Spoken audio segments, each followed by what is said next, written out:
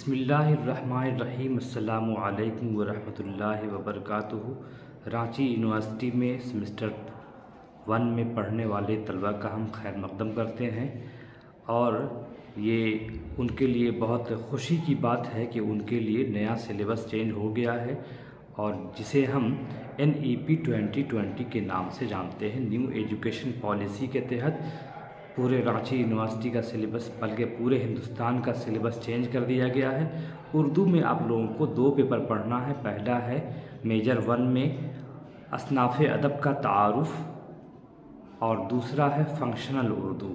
ان دونوں پیپر کو ہم لوگ اچھی طرح سے پڑھیں گے انشاءاللہ۔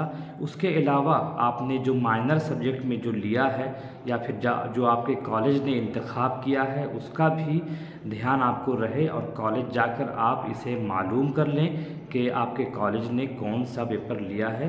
آپ کو بہت سارے ایسے پیپر ملیں گے جن سے پہلی بار آپ کا واسطہ پڑے گا، جیسے انڈرسٹینڈنگ انڈیا ہے، یا اور دوسرے فشنگ ہے، فارمنگ ہے، یا پھر ہیلتھ، یوگا اینڈ ویلنس والا پیپر ہے۔ بہت سے ایسے اس میں آپشنل ہیں۔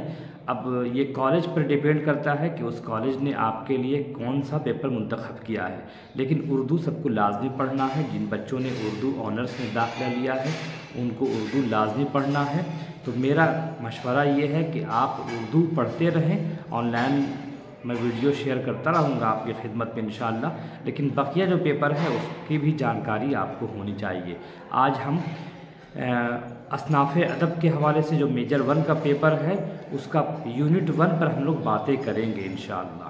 4 ایئر گریجویشن پروگرام کے تحت سمسٹر 1 میں جو میجر 1 کا سلیبس ہے اس کا نام ہے اصناف ادب اردو کا تعارف۔ یہ پیپر 100 نمبر پر مشتمل ہے، 25 مارکس انٹرنل ہے، اور 75 نمبر آپ کو سمسٹر 1 کے آخر میں دینے ہوں گے۔ یہ سمسٹر 4 یونٹ پر مشتمل ہے۔ یونٹ 1 میں ہے اصناف ادب تعریف و توضیح۔ یونٹ 2 میں ہے نثری اصناف اور شعری اصناف۔ یونٹ 3 میں ہے داستان کی تعریف اور اس کی اجزائے ترکیبی، داستان کا آغاز و ارتقاء۔ اس کے علاوہ ایک داستان ہے باغ و بہار، جس کے لکھنے والے میر امن ہیں، پھر میر امن کے بارے میں ہے۔ اور یونٹ 4 میں نظم کے بارے میں ہے، نظم کی تعریف، اقسام اور ارتقاء۔ اور نذیر اکبر آبادی کی 3 نظمیں ہیں، کلجگ، مفلسی اور بنجارہ نامہ۔ آج ہم لوگ پڑھیں گے انشاءاللہ اصناف ادب تعریف اور توضیح۔ پوری دنیا کے ادب کو ہم نثری اور شعری اصناف میں تقسیم کر سکتے ہیں۔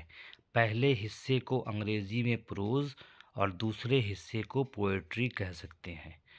اصناف صنف کی جمع ہے، جس کا معنی بیشتر لغات میں قسم اور طرح کے آتے ہیں۔ دنیا کی بیشتر زبانوں میں اردو ایک کم عمر زبان ہے، جس کا آغاز دہلی اور نواحِ دہلی میں 1193 عیسوی کو مانا جاتا ہے، جب پنجاب کے راستے مسلمانوں نے دہلی کو فتح کیا اور اپنی حکومت قائم کی۔ اردو کے تمام ماہرین لسانیات کا اس بات پر اتفاق ہے کہ اردو ایک ہند آریائی زبان ہے، اور اس کا ڈھانچہ اسی کے خمیر سے تیار ہوا ہے۔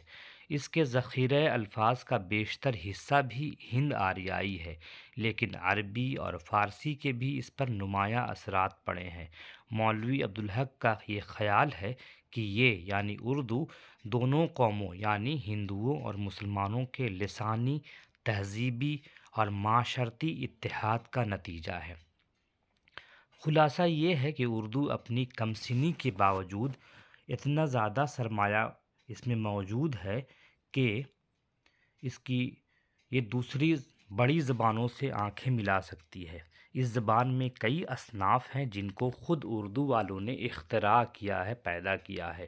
چند اصناف ایسی ہیں جو عرب سے آئی ہیں، چند اصناف ایران سے، اور چند اصناف انگریزی سے مستعار لی گئی ہیں یعنی ادھار لی گئی ہیں۔ تمام اصناف کا الگ مزاج ہے، اس کی شکل بھی مختلف ہے۔ مثال کے طور پر شاعری میں کئی اصناف آتی ہیں، جیسے غزل ہے، نظم ہے، قصیدہ، رباعی، مثنوی، مرثیہ وغیرہ۔ یہ تمام شاعری تو ہیں، لیکن ان کا مزاج، اسلوب، زبان و بیان اور موقع و محل الگ الگ ہے۔ ایک فنکار یا ادیب یا رائٹر جب اپنی تخلیق یا فن پارہ یا ٹیکسٹ پیش کرتا ہے تو اسے اپنی صنف کی غرض و غایت، تاریخ مزاج وغیرہ سے واقفیت بہت ضروری ہے۔ کسی بھی صنف کو ہم دو طرح سے پہچانتے ہیں۔ اول یہ کہ اس میں کیا بیان کیا جا رہا ہے، یعنی اس کا موضوع یا تھیم کیا ہے، اور دوم یہ کہ اس موضوع یا تھیم کو بیان کرنے کا کیا طریقہ یا اسٹائل ہے۔ اسی کیسے اور کیا پر اصناف کا دار و مدار ہے۔ موضوع اور اسلوب کا یہ طریقہ کافی پرانا ہے۔ عربی، فارسی، سنسکرت اور مغربی ادبیات میں اس کا چلن رہا ہے۔ اسی بنیاد پر ہم ایک صنف کو دوسری صنف سے الگ کرتے ہیں اور پہچاننے میں ہمیں کوئی دشواری نہیں ہوتی ہے۔ مثال کے طور پر اردو کی مقبول صنف افسانہ کو لیں۔ افسانہ کا شمار افسانوی نثر یعنی فکشن میں ہوتا ہے، اور فکشن کے زمرے میں افسانے کے علاوہ داستان اور ناول بھی آتے ہیں، لیکن یہ بات بخوبی ہم سمجھتے ہیں کہ افسانہ ناول اور داستان سے بالکل مختلف صنف ہے، کیونکہ تینوں اصناف میں پلاٹ کا ہونا ضروری ہے۔ کردار، واقعہ نگاری، منظر کشی وغیرہ بھی لازمی ہے، لیکن پھر بھی صنف افسانہ دوسری اصناف سے الگ ہے۔ زبان، وحدت تأثر اور آغاز و انجام سے ہم افسانے کو ناول اور داستان سے الگ کر کے دیکھ سکتے ہیں۔ مجموعی طور پر ہم کہہ سکتے ہیں کہ اردو کی تمام اصناف کی زبان الگ ہوتی ہے، بیان کرنے کا طریقہ الگ ہوتا ہے اور اس کے موضوعات الگ ہوتے ہیں۔ اصناف ادب کے دو حصے ہیں، یعنی ہم اسے دو حصوں میں تقسیم کر سکتے ہیں۔ نمبر 1 نثری اصناف، نمبر 2 شعری اصناف۔ نثری اصناف کسی خیال کو سادہ مگر عمدہ طریقے سے بیان کرنا نثر کہلاتا ہے۔ نثر عربی زبان کا لفظ ہے جس کا معنی ہے کسی بات کو پھیلا کر اس طرح سے لکھا جائے جسے گایا نہ جا سکے۔ اس میں جملے کی ساخت پر زیادہ توجہ دی جاتی ہے۔ اس میں جملے کو معیاری انداز میں لکھا جاتا ہے۔ نثری اصناف کو دو حصوں میں بانٹا جا سکتا ہے۔ نمبر 1 افسانوی نثر، جس کے ضمن میں داستان، ناول اور افسانہ، اور بعض لوگ ڈرامہ اور ناولٹ اور افسانچہ کو شامل کرتے ہیں۔ اور نمبر 2 ہے غیر افسانوی نثر۔ غیر افسانوی نثر مطلب خطوط، خاکہ، سوانح، خودنوشت، سفرنامہ وغیرہ۔ نمبر 2 ہے شعری اصناف۔ کسی بات کو منظم طریقے سے بیان کرنا نظم کہلاتا ہے۔ اس طرز اظہار میں فنکار یعنی شاعر کسی بات کو مربوط کر کے بیان کرتا ہے۔ نظم بھی عربی زبان کا لفظ ہے جس میں کسی بات کو اس طرح سے بیان کیا جاتا ہے کہ اسے گایا جا سکے۔ نظمیہ شاعری کو بھی ہم دو حصوں میں بانٹ سکتے ہیں۔ نمبر 1 غزل، نمبر 2 نظم۔ غزل واحد ایسی صنف ہے جو داخلی صنف ہے اور مزاج کے اعتبار سے بالکل مختلف ہے، لیکن نظم کی بات کریں تو مثنوی، مرثیہ، قصیدہ، رباعی اور دیگر اصناف کو بھی ہم نظمیہ شاعری کے ضمن میں رکھتے ہیں۔ نظمیہ شاعری میں ہم قصیدہ، مرثیہ، مثنوی، واسوخت، نظم اور رباعی وغیرہ کو شامل کرتے ہیں۔ غزل کے علاوہ تمام اصناف خارجی ہیں۔ نظمیہ شاعری میں چند اصناف اور بھی ہیں جن میں ترائلے، ہائیکو، گیت، بارہ ماسہ وغیرہ کو شامل کر سکتے ہیں۔ مجموعی طور پر ہم کہہ سکتے ہیں کہ اردو کے شعری اصناف کو مزاج اور حیت کے اعتبار سے ہم اس کی شناخت کر سکتے ہیں۔ تمام اصناف کی داخلی اور خارجی ساخت کا مطالعہ ہم اگلے باب میں کریں گے انشاءاللہ۔